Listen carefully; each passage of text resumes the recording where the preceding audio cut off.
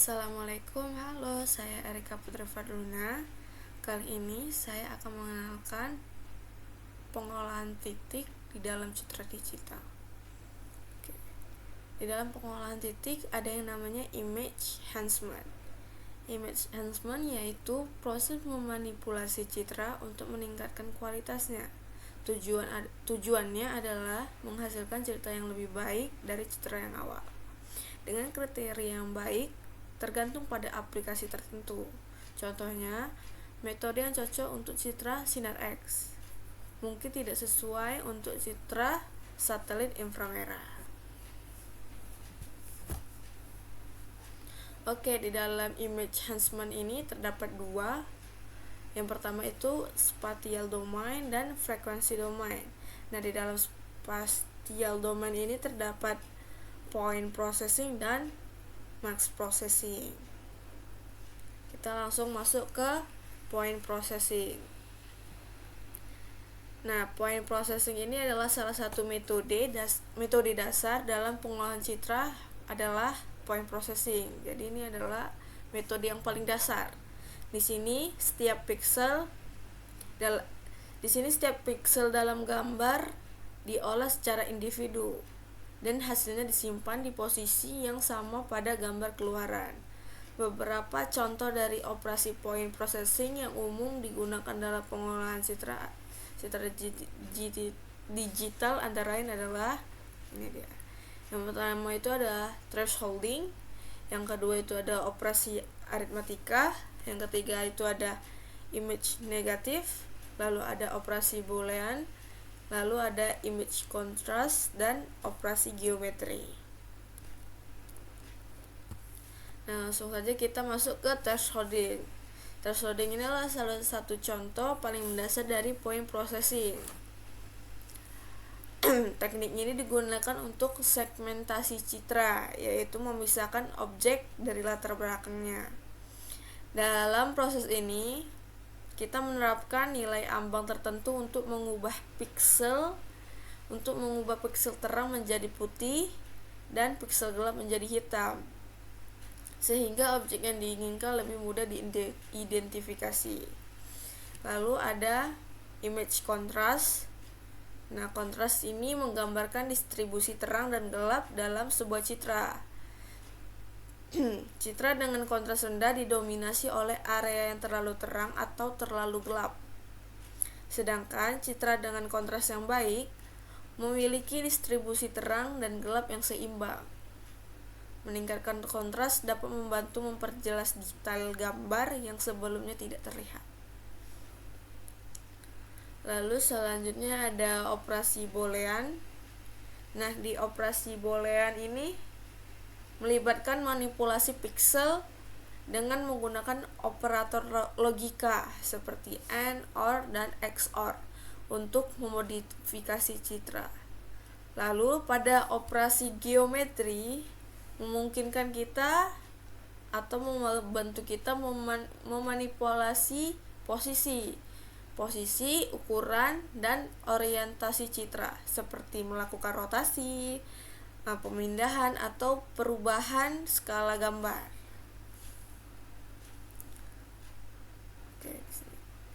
Oke, kesimpulannya adalah image enhancement ini adalah proses penting dalam pengolahan citra digital untuk berbagai keperluan, termasuk analisis medis, pengolahan satelit, dan keamanan.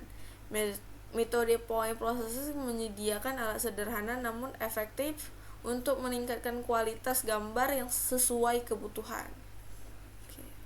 Selanjutnya di sini saya akan mengimplementasikan salah satu point processing. Yang pertama adalah yang saya akan lakukan yaitu thresholding. Nah, thresholding ini yang tadi sudah kita jelaskan adalah teknik di mana nilai pixel dibandingkan dengan ambang batas atau threshold. Dan perbandingan itu nilai pixel diubah menjadi 0 atau nilai maksimum. Oke, langsung saja. Yang pertama pastinya kita akan mengimport library yang akan digunakan. Yang pertama itu ada OpenCV dan Matplotlib. yang dimana library ini digunakan untuk menerapkan 5 jenis threshold yang akan kita coba nanti. Lalu ada import NumPy dan Google Colab untuk memounting Colab ke Google Drive. Di sini kita langsung saja memounting Google Colab ke Google Drive. Lalu ini kita masukkan alamat pathnya. Oke, lalu kita membaca gambar dalam mode grayscale. Kenapa dalam mode grayscale?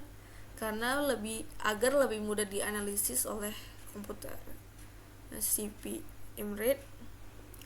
Nah, setelah gambar dibaca, kita menerapkan beberapa mode thresholding dengan fungsi CV threshold dari library OpenCV tadi. Yang pertama itu ada binary thresholding ya. Binary thresholding ini mengubah nilai pixel menjadi 0 atau maksimum tadi. Di sini maksimumnya ada 255 berdasarkan threshold.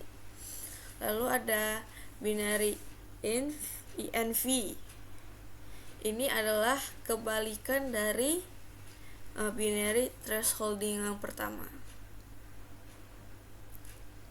Lalu ada trunk thresholding, yaitu nilai pixel di atas threshold dipotong menjadi nilai threshold. Lalu ada thresholding to zero. Nah, thresholding to zero ini adalah nilai pixel di bawah threshold diubah menjadi 0, sementara yang di atas threshold tetap seperti itu. Lalu ada to zero ENV. Nah, ini seperti yang binary ENV, berarti maksudnya ini adalah kebalikan dari thresholding to zero ini. Oke, selanjutnya kita visualisasi hasil. Setelah semua metode thresholding ini diterapkan, hasilnya akan ditampilkan menggunakan Matplotlib dengan fungsi subplot untuk membandingkan gambar asli dengan setiap metode. Oke, ya. Untuk kita tampilkan. Nah, lalu setiap gambar hasilnya itu akan ditampilkan dalam layout 2x3. Nah, langsung saja, ini sudah saya run sebelumnya. Ini hasilnya. Dari ini original image-nya seperti ini. Nah, binary itu hanya sebagian saja seperti ini. Nah, kebalikannya malah binary inverse ini kebalikan dari binary.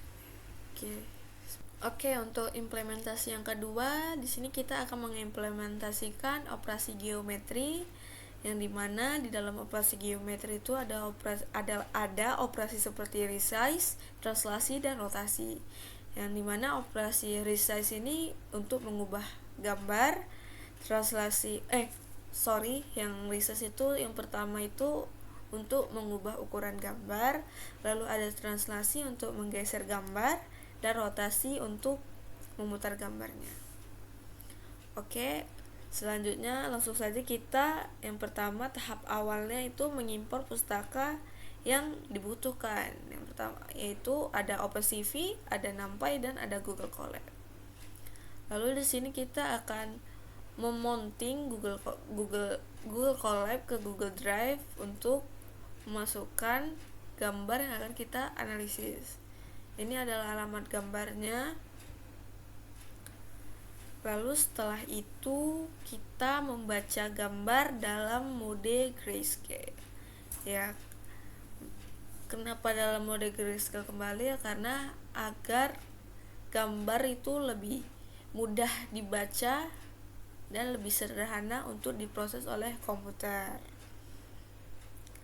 Lalu di sini kita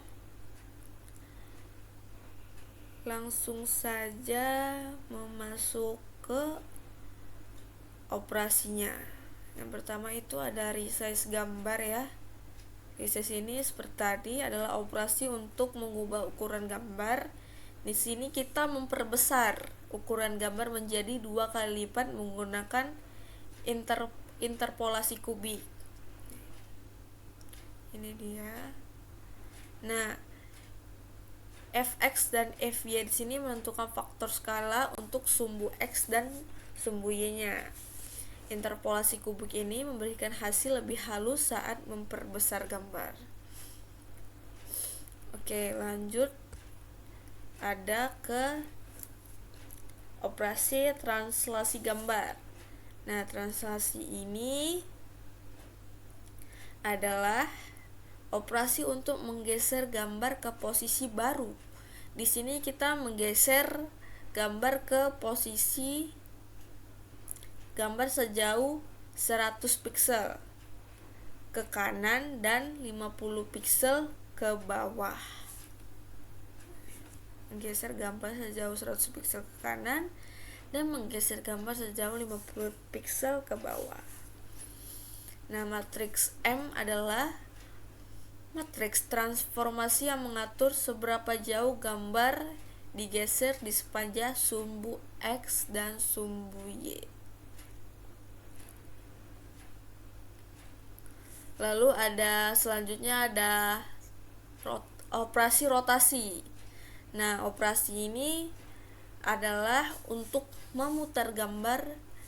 Dalam contoh ini, gambar yang diputar sebesar 45 derajat di sekitar titik tengahnya. Di sini kita menggunakan fungsi get rotation matrix agar menghasilkan matriks rotasi yang memutar gambar sebesar sudut yang ditentukan. Nah, di sini yang sudut ditentukannya adalah 45 derajat.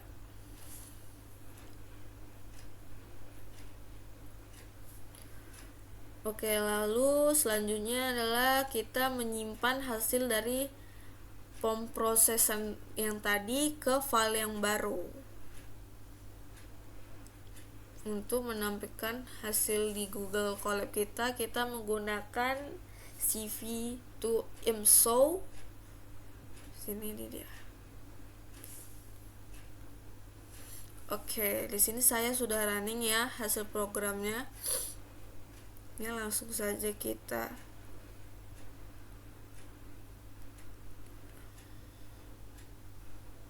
Oke, di sini yang pertama itu kan mengubah ukuran gambarnya. Lalu di sini ada rotasi seperti yang tadi, dia berputar.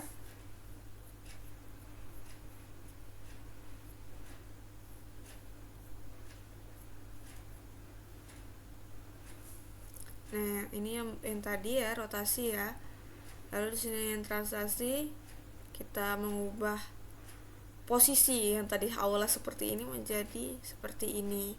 Yang gambar sejauh 100 pixel ke bawah dan 50 pixel ke kanan.